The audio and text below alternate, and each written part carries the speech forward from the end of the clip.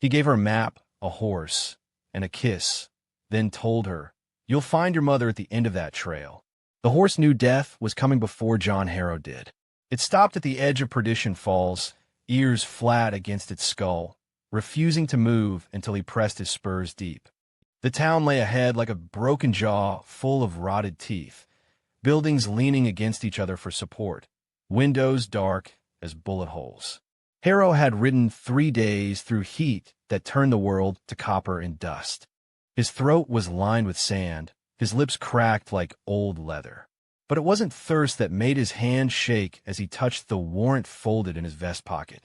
The paper was soft from sweat and handling, the ink fading, but the name remained clear: Clara Devine. Wanted for murder. $500, dead or alive. $500 for the woman who had pulled 3 bullets from his back in a cabin near Devil's Creek. $500 for hands that had been gentle even when he bit through a leather strap to keep from screaming. The main street of Perdition Falls stretched before him, empty except for a dog that watched from beneath a broken wagon. No children played. No women walked with baskets. Just the dog and the dust and the weight of what he had come to do.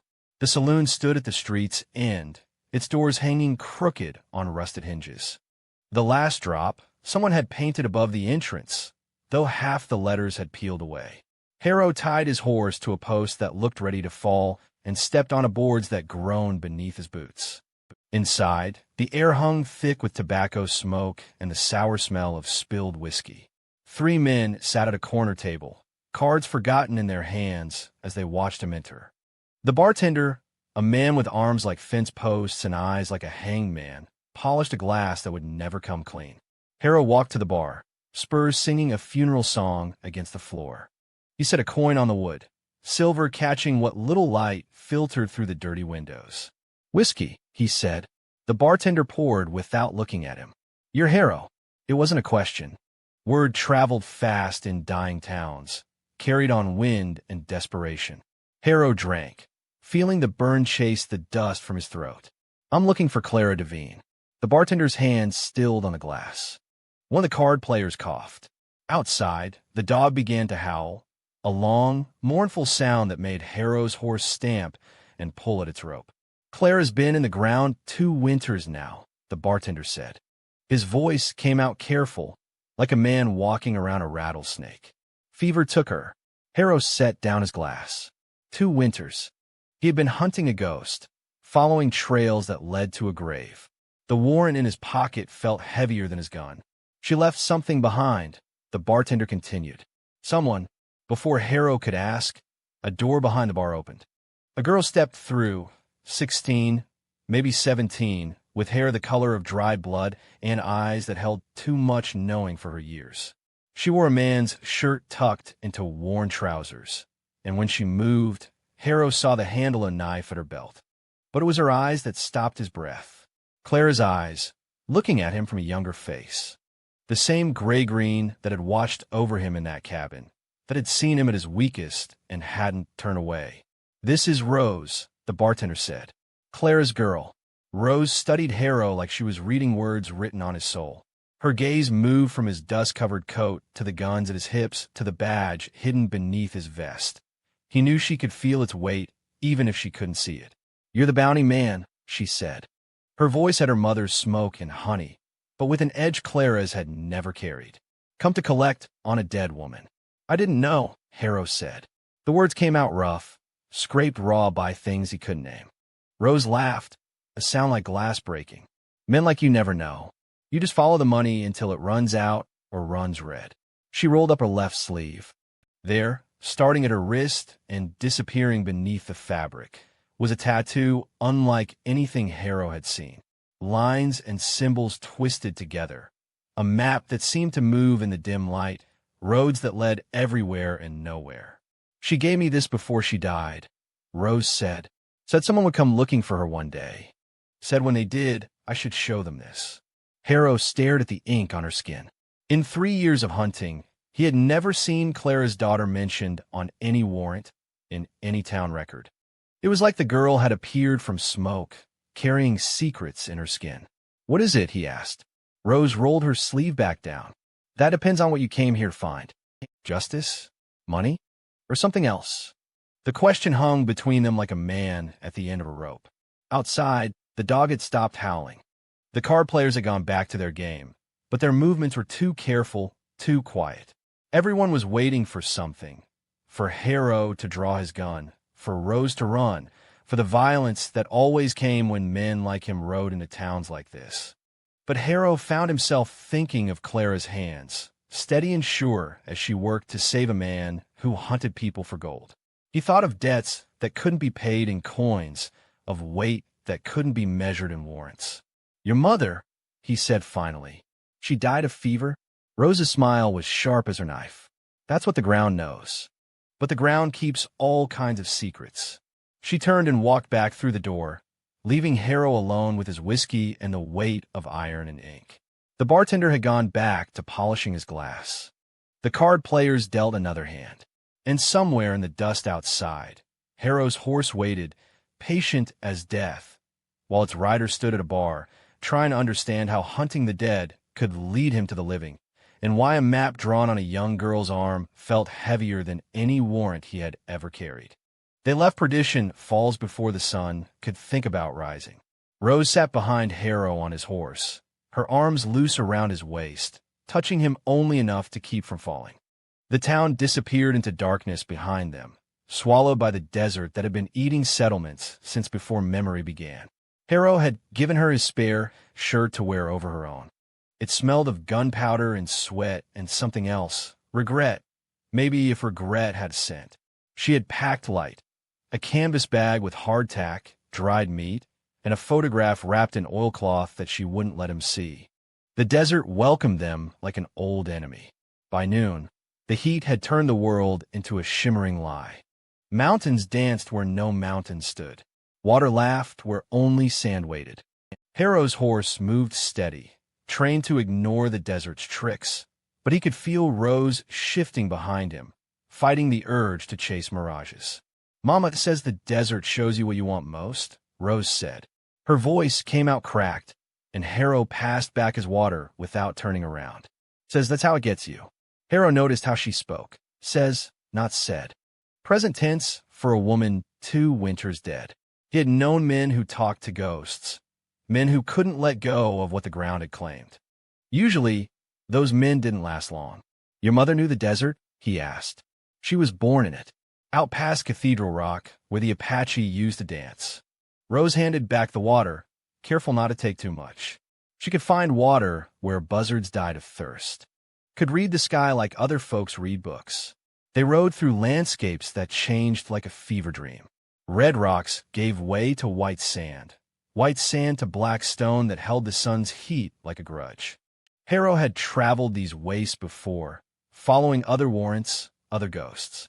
But something felt different with Rose behind him, like the desert was watching more carefully, waiting for something.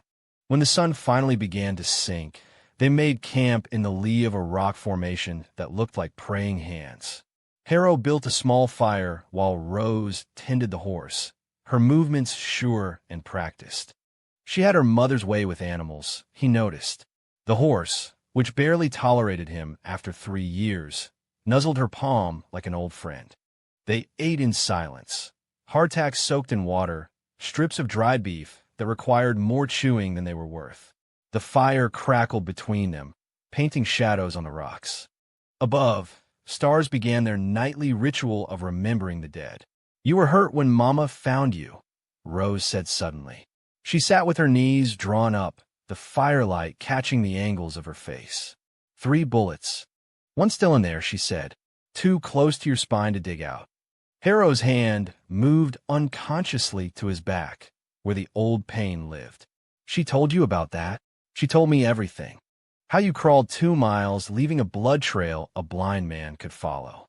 How you asked her to let you die clean instead of making her dirty her hands trying to save you." Rose's eyes held his across the fire. How she didn't listen. The memory came back sharp. Clara's face swimming in and out of focus, her hands steady even as his blood covered them. He had begged her to stop, to let him go. But she had worked through his curses and his tears, pulling 2 bullets free and leaving the third where removing it would have killed him. Why save a bounty hunter? He had asked her later, when the fever finally broke. Because the desert already takes enough, she had answered. I won't help it take more. Now her daughter sat across from him, carrying mysteries in her skin and speaking of the dead in present tense. Harrow added another stick to the fire and tried not to think about debts that compound with interest. Show me the map, he said. Rose hesitated, then rolled up her sleeve. In the firelight, the tattoo seemed to come alive. What had looked like random lines in the saloon's dimness now showed patterns, trails that branched and merged, symbols that might have been landmarks or warnings. The ink seemed to shift with the dancing flames, showing different paths depending on the angle. Harrow leaned closer. What did she tell you about it? That it shows the way to what was lost. That only someone who's been broken and mended can read it true. Rose traced one of the lines with her finger. She said when the right person came, I'd know. And you think I'm the right person? Rose looked at him for a long moment. You're here, aren't you? The fire popped, sending sparks into the darkness. Somewhere in the distance, a coyote called to its pack. The desert night wrapped around them, cold already creeping in to replace the day's heat. There's a place, Rose said quietly. 3 days north, near Sorrow Springs. Mama used to go there alone, come back different. Quieter. She made me promise never to follow, but the map. She touched the tattoo again. The map leads there. Harrow studied the lines on her skin, trying to see what Clara had seen when she marked her daughter this way. In his experience, maps led to treasure or death, sometimes both. But this felt different, a mother's last gift to a daughter, a secret written in flesh and time. Your mother, he said carefully. The fever that took her. Was she sick long? Rose's smile was sad as winter moonlight. One night, she went to bed talking about rain coming. By morning, she was burning up. By nightfall, she was gone. The doctor said he'd never seen fever work so fast, like it had been waiting for her, or like something had been waiting, Harrow thought, but didn't say. He had seen too much in his years of hunting to believe in coincidence. A woman who knew too many secrets, dead in a single day. A daughter marked with mysterious ink. A map that only showed its truth by firelight. We'll go to Sorrow Springs, he said finally. Rose nodded, pulling her sleeve back down. She lay out her bedroll on the opposite side of the fire, using her bag as a pillow. But before she closed her eyes, she spoke once more. Mama says the desert takes everything eventually. But sometimes if you're careful, if you're lucky, you can make it give something back. Harrow sat watching the fire die to embers, thinking about women who spoke in present tense and maps that lived in skin. Above them, the stars continued their ancient work of remembering, while the desert waited patient as a grave, ready to take whatever they were foolish enough to offer. In 3 days, they would reach Sorrow Springs. And perhaps there, among the stones and secrets, he would finally understand why Clara Devine had saved him only to die herself, and why her daughter carried a map that could only be read by firelight and faith. The 3 trees stood like old men at prayer, their branches bent low from the weight of what they had carried. Even empty now, the ropes gone for years, they held the memory of justice in their twisted wood. The hunter stopped his horse at the crossroads, studying the way the paths split beneath those watching trees. East led to Millerton, where the sheriff waited with papers and promises. West led to nowhere good, just more dust, and the kind of towns that forgot your name before you left. The girl sat behind him on the horse, light as a sparrow, but somehow heavy with all her knowing. She had not spoken since they left the mission ruins, but he felt her questions pressing against his back like small fists. The journal in his saddlebag seemed to burn through the leather. She had seen him reading it in the dawn light, seen the way his hands shook over certain pages. My mama used to say crossroads were where the devil did his trading. The girl said, her voice cracked from the dry air. Said you could sell anything there, even the parts of yourself you thought you'd never give up. The hunter shifted in his saddle. The bounty notice folded in his chest pocket carried a weight all its own. Sarah McKenna, it read, wanted for theft and desertion. $500, dead or alive. Enough to clear his name back in Missouri. Enough to stop running. Your mama sounds like she knew things, he said. She knew how to die with grace, the girl answered. That's something. The wind picked up, making the hanging trees creak their old song. The hunter remembered other crossroads, other choices that had led him here. A farm in Missouri, burning. A woman's scream cut short. His brother's body in the doorway, and his own hands red with trying to save what couldn't be saved. The law had named him killer for being the only one left alive. You gonna turn east? The girl asked, though it wasn't really a question. She had learned to read the tension in his shoulders the way he held the reins. There's a woman in Millerton, he said slowly. The sheriff there, he's holding her for the bounty. Says she stole from the company store, ran off on her employer. And you're going to collect. He didn't answer right away. The trees made shadows that looked like men swinging, and he thought about all the ways a person could hang without a rope. That was one noose. The past was another. But promises, those were the kind that choked you slow. She asked me to find her daughter, he said. Woman was dying, got shot by bandits on the road. Asked me to find her girl, make sure she was safe. The girl behind him went very still. What was her name? Sarah. Sarah McKenna. The silence stretched between them like a hell breath. Then the girl slid down from a horse, her feet raising small clouds of dust. She walked around to face him, her dark eyes steady. I know, she said. I read it in your journal this morning. Read how you found her dying. Read what she asked you to do. The hunter looked down at this child who had already seen too much. Then you know what kind of man I am. Hunting a dead woman's memory for money. I know you wrote her daughter's name next to hers. Rosalie, age 10, dark hair, dark eyes. Last seen at the Dixon Ranch. The girl touched the locket at her throat, the one she never removed. I know you've been looking for both of us. The truth settled between them like dust after a storm. Rosalie McKenna stood at the crossroads, looking up at the man who held her mother's bounty notice. The hanging trees creaked their witness. Your mother, he started, but she shook her head. She's gone. Has been for 3 weeks now. I felt it happen, like a string breaking in my chest. Rosalie's voice stayed steady, but tears made clean tracks through the dust on her face. The Dixons, they said I was ungrateful when I cried. Said I should be thankful they took in an orphan at all. The hunter dismounted, his movements careful as if approaching a wounded animal. He pulled the journal from his saddlebag, found the page where he'd written Sarah McKenna's last words. He held it out to the girl. She said you were the bravest person she knew. Said you had your grandfather's spirit, that nothing could break it. Rosalie took the journal with both hands, reading her mother's words filtered through this stranger's careful script. The hunter watched her trace the letters, saw her mother's strength in the set of her jaw. She told me to find you, make sure you were safe. Didn't know then about the bounty. Didn't know the law wanted her. Would it have mattered? The question hung between them like dust motes in sunlight. The hunter thought about need and want, about the difference between surviving and living. His brother would have known the answer right away. Always did see things clearer right up until the end. No, he said finally. No, it wouldn't have. Rosalie handed back the journal, then walked to the horse and pulled down the single canteen. She unscrewed the cap, took a small sip, then offered it to him. The hunter understood the gesture. Water was precious here, shared only between family or those bound by something stronger than blood. He drank, tasting alkali and trust in equal measure. When he handed it back, Rosalie poured a small amount onto the ground at the base of the hanging trees.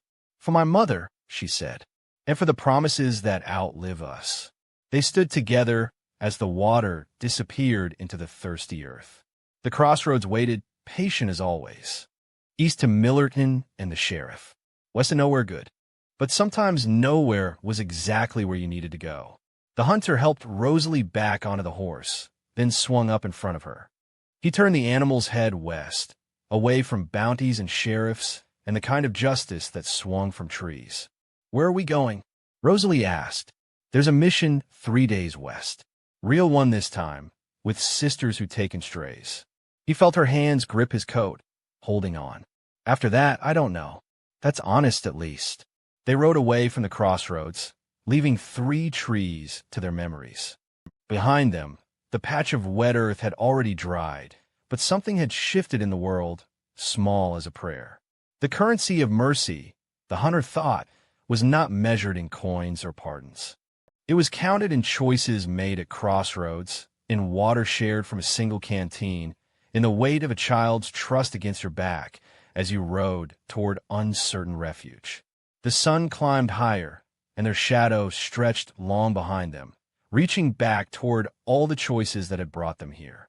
But shadows, like regret, grew shorter as the day wore on.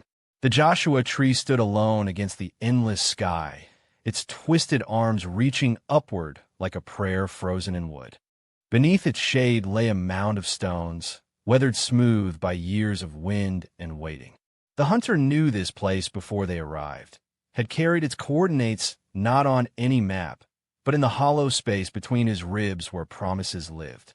The girl dismounted slowly, her small boots raising tiny clouds of dust that hung in the still air. She had grown thinner during their journey, but her eyes had deepened, holding shadows and light in equal measure. She knew, without being told, that this was where her mother rested. The knowing came not from words, but from the way the hunter's shoulders finally dropped their burden, and how his weathered hands trembled as they touched the stones. He had made a promise to a dying woman in a town whose name the desert had already begun to erase. Take her to California, the woman had whispered, blood on her lips like crushed berries. Tell her I tried. Tell her I loved her more than breath itself. The hunter had held that promise like a burning coal, carrying it through seasons of dust and doubt. The girl knelt beside the grave, her fingers tracing the smooth stones. No tears came. The desert had taught her that water was too precious to waste on sorrow. Instead, she pulled a small cloth doll from her pocket, its fabric worn thin by constant holding, and placed it carefully between the rocks. The hunter watched, understanding that some conversations happened in silence, between the living and the memory of love. As the sun began its slow descent, painting the sky in shades of copper and ash, the hunter brought forward his gifts. First, the horse, a steady mare with gentle eyes and sure feet, saddled and ready for whatever road lay ahead. The girl's hand found the mare's neck, and in that touch was the beginning of trust. Second came the map, clean and new, its lines marking safe trails to California where orange groves grew and the ocean sang against the shore. He pressed it into her hands with the weight of possibility, knowing that some journeys must be taken alone, with only hope as a companion. The paper crinkled softly, a sound like distant thunder promising rain. Last came the kiss, placed gently on her forehead like a father's blessing, though he had never been a father and she had never known one. In that simple touch lived all the words they had never spoken. The forgiveness for sins that weren't hers to carry, the prayer for roads smoother than the ones behind them, the love that grows between strangers who share water in a dry land. The Joshua tree's shadow grew long, reaching across the desert floor like dark fingers. Its white flowers bloomed impossibly in the drought, each petal a small miracle against the harsh arithmetic of survival. The girl understood then that her mother had chosen this place not for its sorrow, but for its stubborn beauty, the way life insisted on continuing even when the world gave it no reason to hope. The hunter stepped back, his spurs singing their lonely song. His part in her story was ending, as all things must end in this land of beginnings and conclusions written in sand.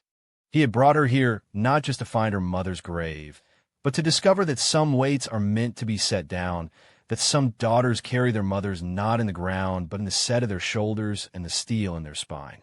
She stood slowly, the map in one hand and the mare's reins in the other.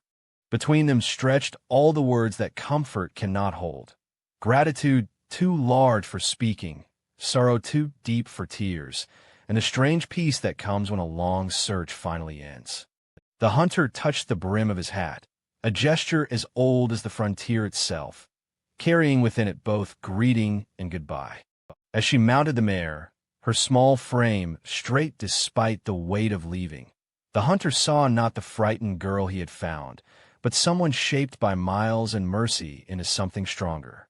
The desert had written its lessons into her bones, that water shared is holy, that promises kept can heal old wounds, that sometimes love means letting go.